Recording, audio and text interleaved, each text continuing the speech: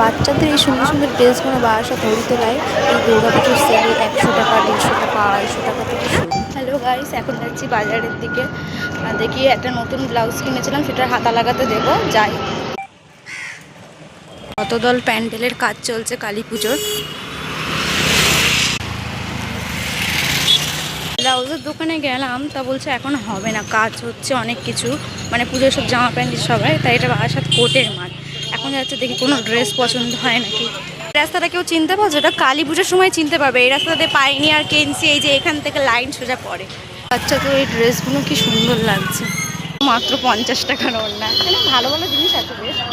দেখো, ঢুকে গেছি বাজারে, তো এখানে 150 টাকা দামে কুর্তি না, খুব সুন্দর সুন্দর কালেকশন আছে মেয়েদের জন্য।